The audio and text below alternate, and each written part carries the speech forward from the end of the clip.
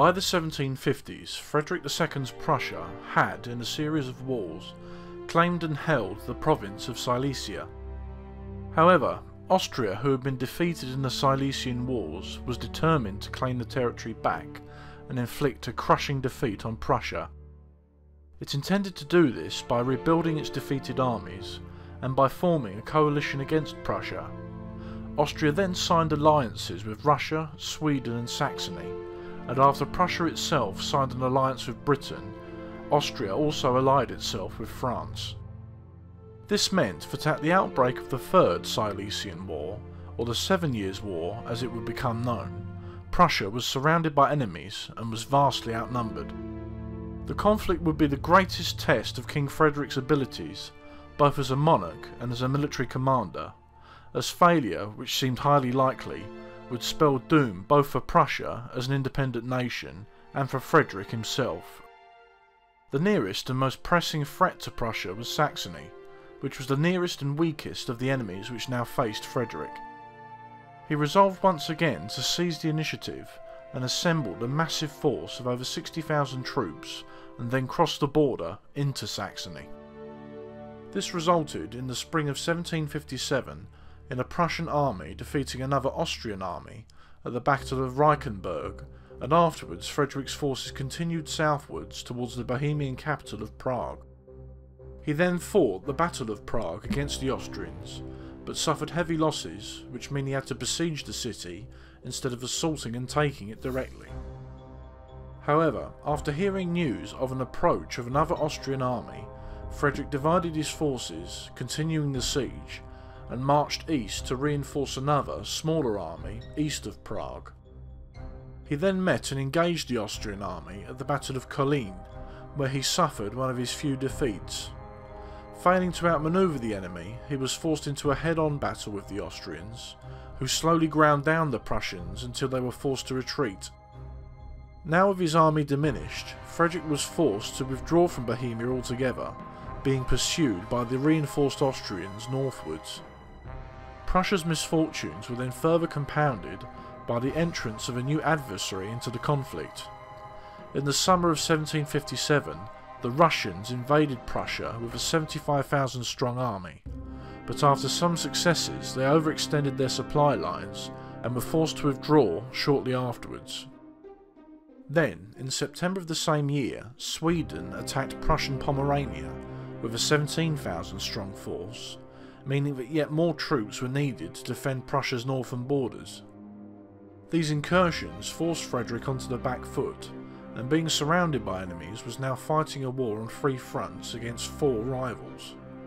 From this point on, every army that he could muster was weakened in numbers due to the growing pressure on all fronts, making this the most crucial point in Frederick's reign. He had to start winning, despite being outnumbered, in order to halt the advancing armies rallied against him, and he would need to be at his very best to emerge from the war with a kingdom, let alone the territory he had conquered so far.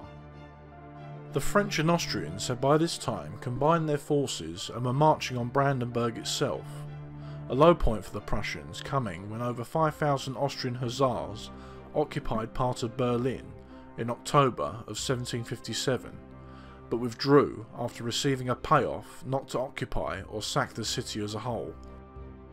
Frederick moved more troops to defend Berlin and then sought to engage the main Franco-Austrian army in Saxony near the village of Rossbach on the morning of the 5th of November 1757.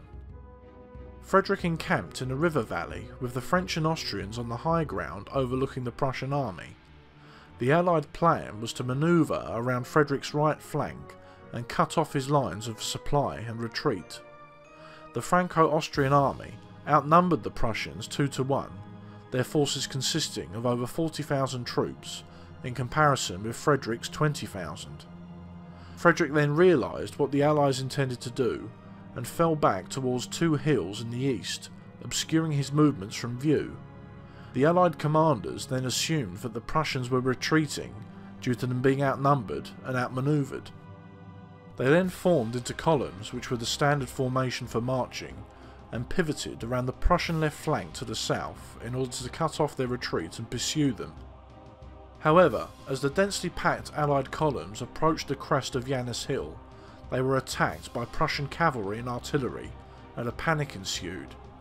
Then the Prussian infantry appeared and fired into the Allied columns, resulting in utter carnage and panic. The Prussian cavalry then attacked the Allies again in their flank, routing their forces, and pursued them, cutting them down until darkness made further pursuit impossible.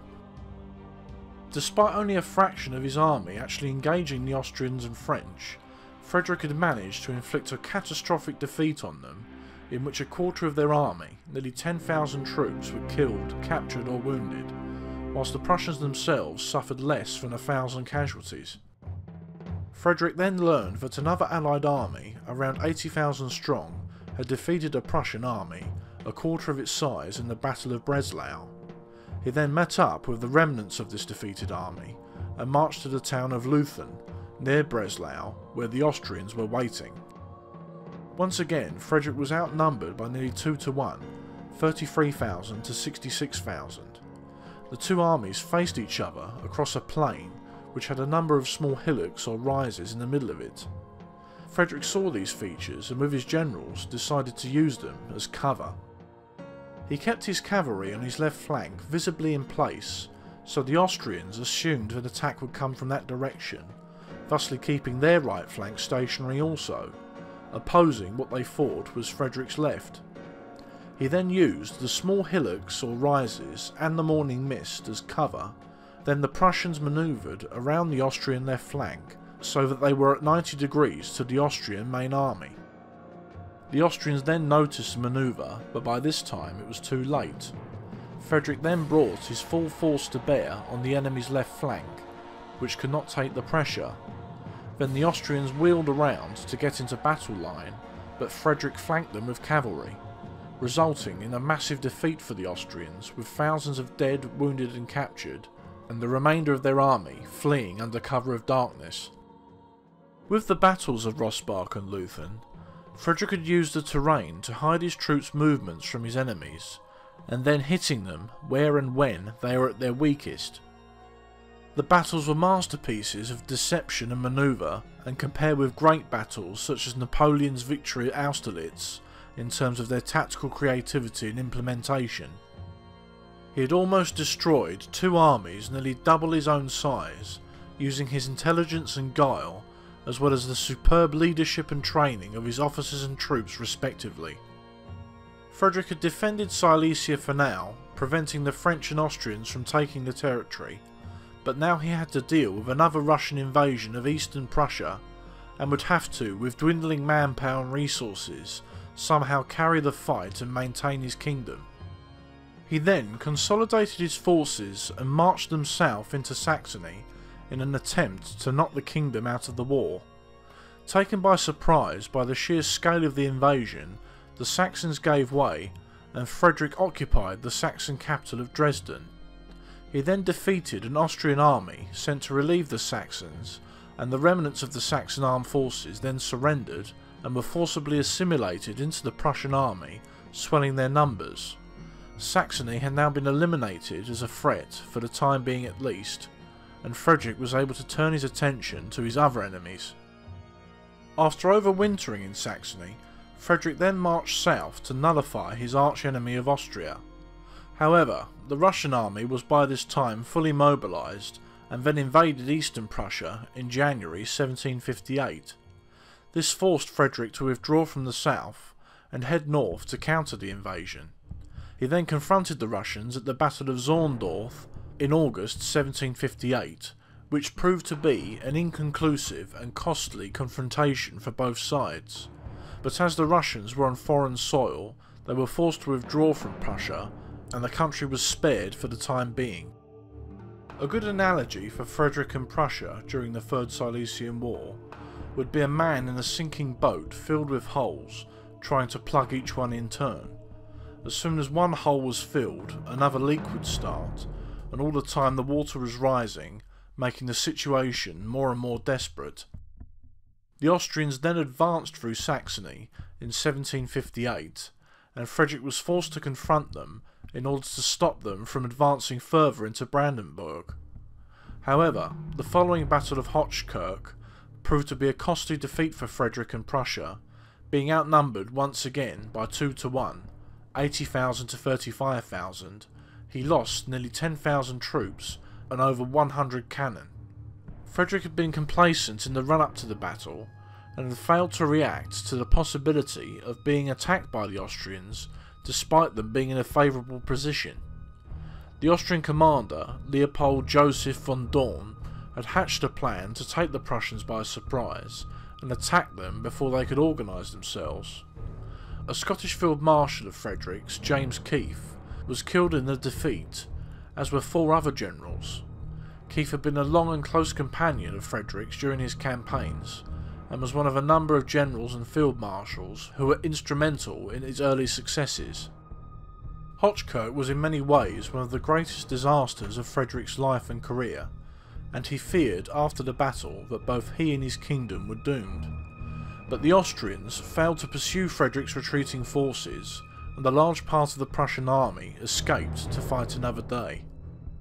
The next spring, Frederick decided to try and prevent the advancing Russian armies from uniting with their Austrian allies, and gathered together the majority of his forces and advanced into southern Silesia. His massive 50,000 strong army then attacked the Allied army near the village of Kunersdorf, which in the present day lies on the border of Germany and Poland.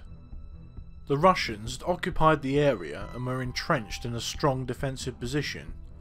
Frederick, however, was confident of victory, and having a low opinion of the Russian army, he attacked despite having little or poor intelligence of the enemy's disposition and numbers, as well as the ground he was advancing into. The result was a catastrophic defeat for the Prussians, in which they lost over 20,000 troops, either killed, wounded or captured, making the battle Frederick's largest and most damaging defeat. With the Russian and Austrian armies now united, and his enemies approaching the borders of Brandenburg, the situation seemed more desperate and hopeless than ever. Frederick's combined forces over the next 2 years dwindled from 100,000 troops down to 60,000 in total, many of which were raw recruits. A Prussian defeat seemed certain, and their British allies then threatened to end their financial support to the country. Then, miraculously for Frederick and Prussia, the Russian Tsaritsa Elizabeth I died in January 1762. Her successor was her nephew, Peter III, who thankfully was a great admirer of Frederick, and he immediately ordered a cessation of hostilities. The new Russian Tsar then oversaw a peace treaty between Sweden and Prussia, which totally secured Frederick's northern and eastern borders. Peter then gave Prussia 18,000 of his own troops in order for Frederick to carry on the fight against Austria. There can be no doubt that without the death of Elizabeth I of Russia, Frederick's forces would have been crushed in 1762, very possibly meaning the end of Prussia as a state, and Frederick's dynasty with it. But it should be remembered that his skill in fighting his combined enemies over the previous years brought him and Prussia more time, without which the death of the Tsaritsa would have had little effect on the war's outcome. Frederick then led his newly reinforced armies back into Austrian-occupied Silesia and defeated them in the Battle of Burkersdorf. This was combined with Prince Henry of Prussia occupying Saxony, effectively meaning that Austria was again alone in its fight against Prussia. Both sides were virtually exhausted by this time, neither being able to knock the other decisively out of the conflict. Negotiations were then started, resulting in both sides agreeing to respect each other's pre-war borders, meaning that in return for Prussian withdrawal from Saxony, the Austrians would recognise Frederick's rule over Silesia. This meant that the 7 Years' War in Central Europe effectively ended with all sides finishing exactly where they started, which was, as far as Frederick was concerned, a great victory. And now all of his immediate neighbours were forced to recognise him and Prussia's independence and sovereignty. The country was now a permanent fixture in the power map of Europe, and Frederick's place in history as a legendary commander and monarch was assured. Frederick had long hated the Slavs, and in particular the Polish, who he had great disdain for, once stating that all the people with surnames ending with ski deserve only contempt. He and other regional powers bordering Poland had for a long time been vying with each other to gain greater influence over the country, although Russia and its new Tsaritsa, Catherine II, later Catherine the Great of Russia, had particularly strong influence over Poland. Frederick had long wanted to join the Kingdom of Prussia with Eastern Prussia, and he had steadily been undermining Poland through various means, such as printing Polish banknotes to devalue its currency, and denying the Polish government any chance of reform through bribery and threats. A constitutional monarchy, Poland and Lithuania had been a united kingdom for hundreds of years, but given that its rulers did not have absolute power over the kingdom, its government was often paralysed by indecision, and its nobles in the country were often bribed by the surrounding powers to stop reform and new legislation. Tensions had also been growing between Austria and Russia at the time, as Russia was advancing into Moldavia against the Ottomans, a region which Austria coveted, and there was great concern in Vienna over the rising influence of Russia over Central and Eastern Europe. Frederick then saw and seized upon the opportunity to gain Prussia more territory as well as wealth, and unite his kingdom, as well as improving relations between him and his neighbours. So, with the help of his brother Prince Henry, Frederick agreed the partition of Poland in 1772, in which Prussia, Austria and Russia occupied various areas of Poland, moving troops into the regions, claiming them as their own. As this made all three countries more powerful and wealthier, whilst weakening their neighbour of Poland, all sides were pleased and agreed to the deal. The country was then steadily further divided up and occupied over the coming decades, until it largely ceased to be an independent nation until after the First World War. By the late 1770s and early 1780s, Frederick's health was in decline, and he appeared less and less regularly in public, becoming more reclusive. Most of his old companions and friends had died by this time, leaving him to live largely alone with his pet greyhounds which he adored. Then, on the morning of the 17th of August 1786, Frederick was found dead in his armchair. He had left instructions to be buried with his greyhounds at Sanssouci, but his successor and nephew, Frederick William II, ordered him to be buried next to his father, William Frederick I, at the Garrison Church in Potsdam. There are very few examples in history of people being named great. Frederick II was one of them. Over the course of his reign, his country was at a state of almost constant war and conflict, largely down to Frederick wanting to secure independence from his neighbours, and also secure Prussia's future as an independent nation. In order to make Prussia a contender on a European stage, Frederick had to, through necessity, make the country, in every respect, as efficient and as effective as possible in terms of its government and its military. This ensured that the country could punch above its weight and defeat its neighbours in warfare. Given the fact that Frederick's aims were not massive imperialistic expansion like Napoleon's, but were rather about carving out self-determination as a country, one has to say that he spectacularly succeeded in his goals.